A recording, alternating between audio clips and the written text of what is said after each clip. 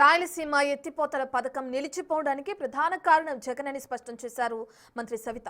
ఇప్పుడు తన తప్పిదాన్ని కప్పిపెట్టే ప్రయత్నం చేస్తున్నారని ఆరోపించారు. ఇది ముమ్మాటికి జగన్ చేసిన ద్రోహమేనన్నారు. జగన్ ప్రాజెక్టుల కోసం మాట్లాడడం సిగ్గుచేటని ఫైర్ అయ్యారు. ఏపీ నీటి హక్కులు, రాయలసీమ సాగునీటి ప్రయోజనాల విషయంలో రాజీ పడే ప్రసక్తే లేదని మంత్రి సవిత తేల్చి చెప్పారు. జగన్మోహన్ రెడ్డి గారు రాయలసీమ లిఫ్టింగ్ పనులు ఎవరు ఆపారో మీకు తెలియదా?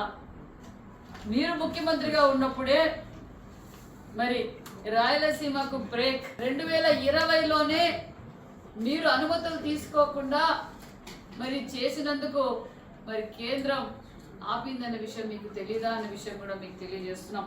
మీరు రాయలసీమ ద్రోహి చరిత్రలో నిలిచిపోయారు జగన్మోహన్ రెడ్డి గారు. 2024లో ఫిబ్రవరి 26వ తేదీన రామకుప్పం మండలంలో రాజుపేట వద్ద అంద్రీనివా కాలువకు జగన్ నీటిని విడుదల చేస్తున్నట్టు ఒక పెద్ద సినిమా సెట్టింగ్ వేశారు.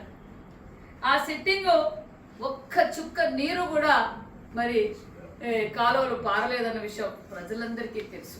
మీరు ఇరిగేషన్ ప్రాజెక్టుల గురించి మాట్లాడే అర్హత జగన్మోహన్ రెడ్డి గారికి కానీ జగన్మోహన్ రెడ్డి బ్యాచ్ కానీ లేదన్న విషయం కూడా మీకు తెలియజేస్తున్నాం. చంద్రబాబు నాయుడు గారు అపర భగీరథుడు.